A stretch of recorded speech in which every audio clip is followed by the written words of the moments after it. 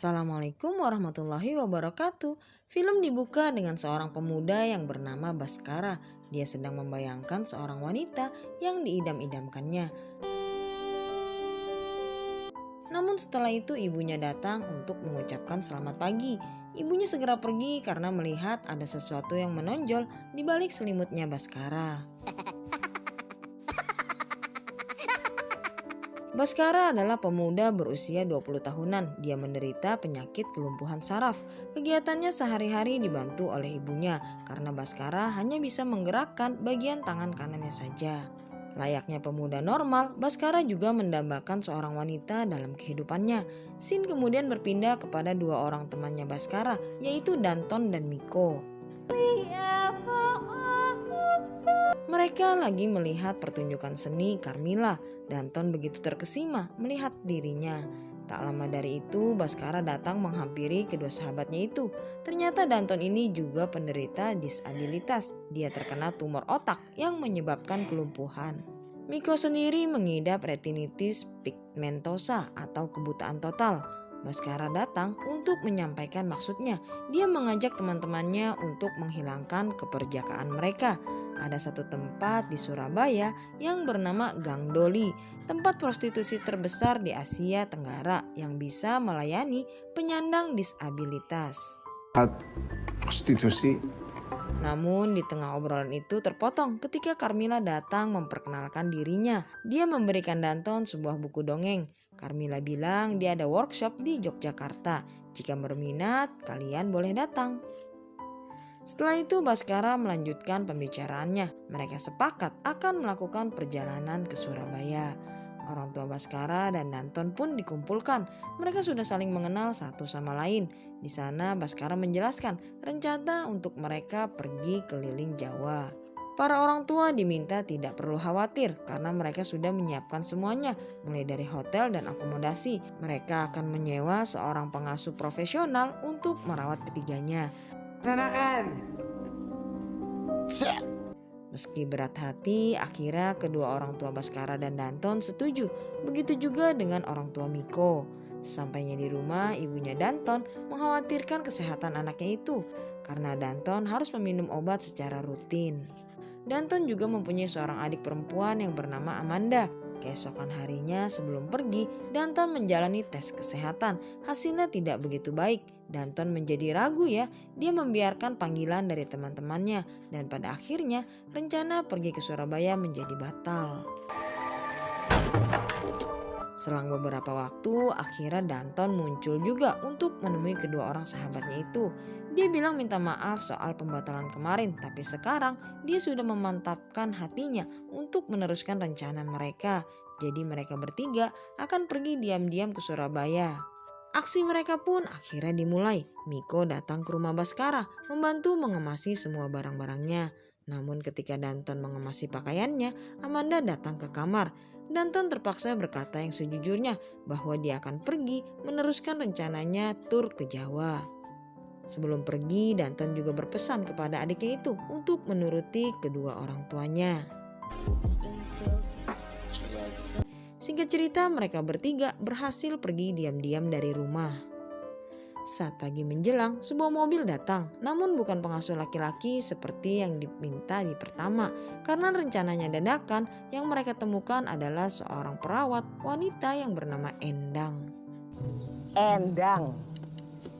Endang terlebih dahulu meminta pembayaran di muka.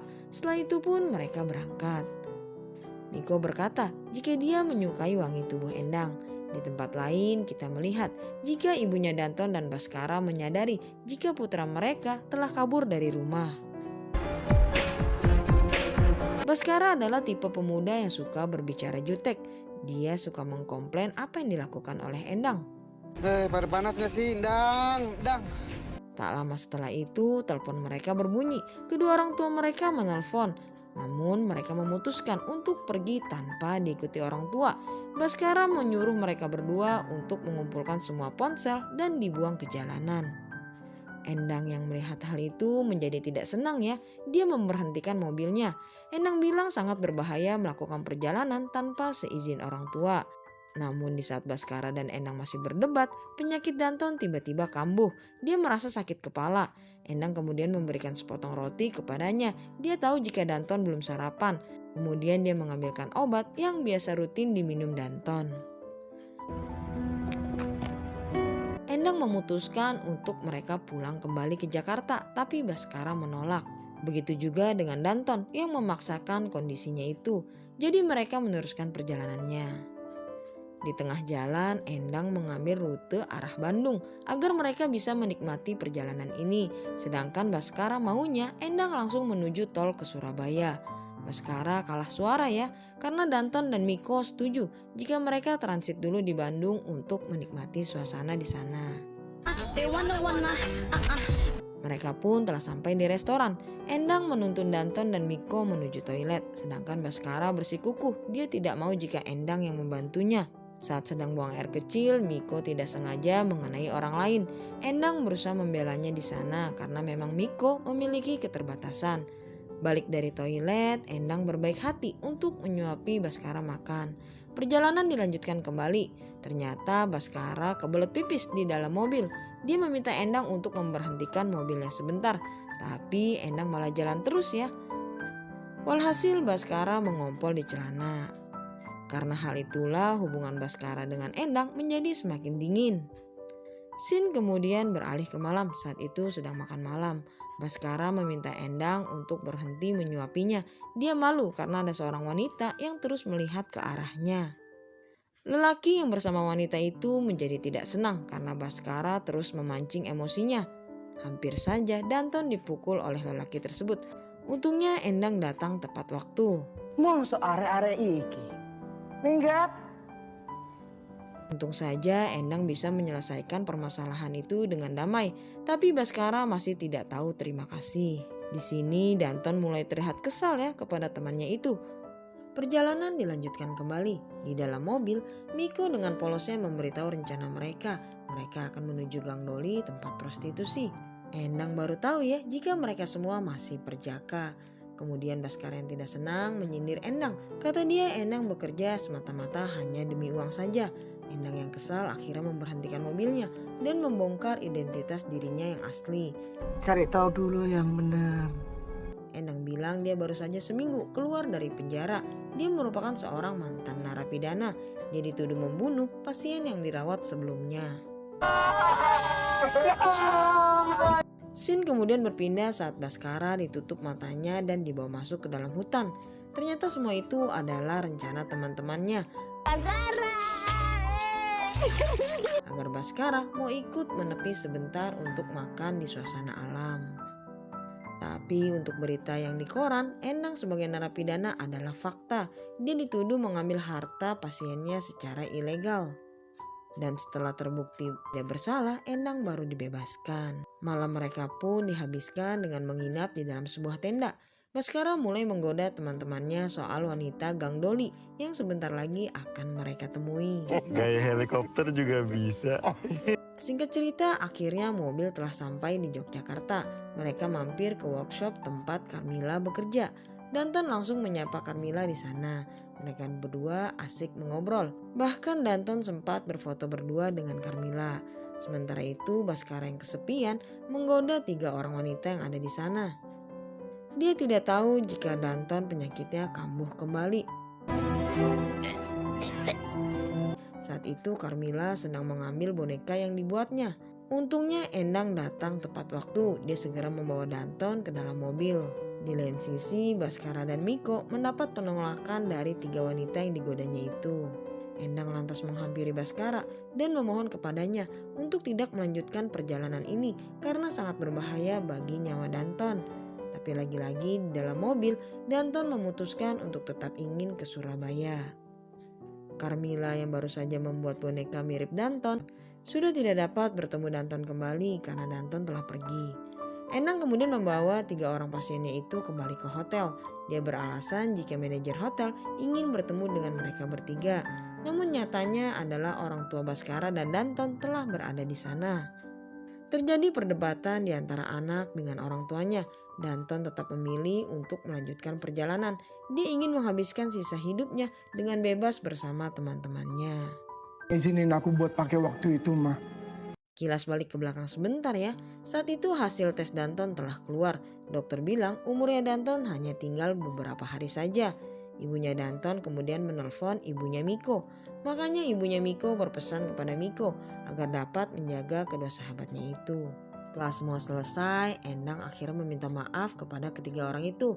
Dia bilang menerima pesan jika tidak mempertemukan mereka dengan orang tuanya, dia akan dilaporkan ke polisi. Masalah sudah clear ya, semua saling memaafkan. Singkat cerita, perjalanan pun dilanjutkan dan sampailah mereka pada suatu hotel di Surabaya. Miko hampir saja tercebur ke dalam kolam renang, tapi setelahnya mereka bertiga malah menghabiskan waktu dengan bersenang-senang. Akhirnya hari yang ditunggu-tunggu pun tiba. Ketika malam mereka semua memutuskan untuk menuju Gang Doli, pusat prostitusi. Tapi sesampainya di sana, Endang mendapat informasi jika lokalisasi Gang Doli sudah ditutup oleh pemerintah. Di saat yang bersamaan, penyakit Danton semakin parah ya. Dia muntah-muntah di dalam mobil. Semua temannya memaksa Danton untuk dibawa ke rumah sakit, tapi Danton menolak. Danton bilang dia tidak mau mati di ranjang rumah sakit. Gue bakal tetap mati.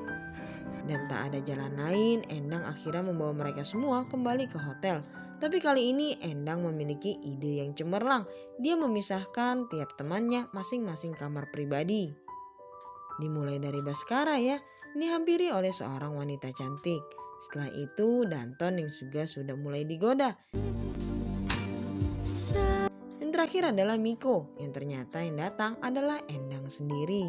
Mereka berdua menyadari jika masing-masing memiliki perasaan yang sama.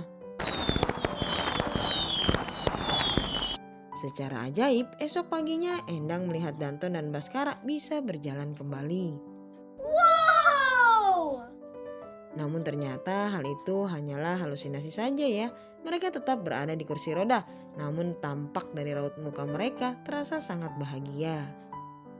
Endang kemudian mengeluarkan 3 buah tiket pesawat menuju Jakarta, sedangkan dia memutuskan untuk tetap tinggal di Surabaya.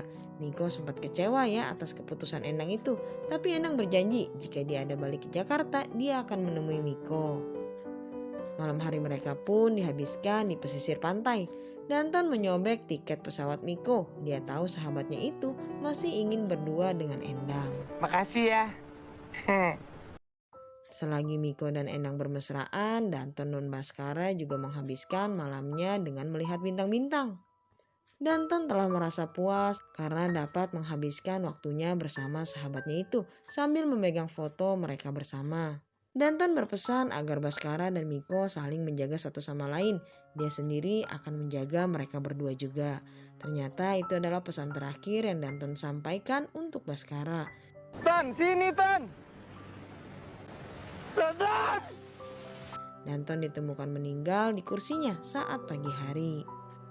Film pun selesai sampai di sini Sobat Movie. Meskipun akhirnya sad ending, tapi semua kenangan akan tetap melekat di hati mereka masing-masing. Terima kasih, sampai bertemu kembali di video berikutnya. Jangan lupa positifkan pikiran dan tubuhmu. Assalamualaikum warahmatullahi wabarakatuh.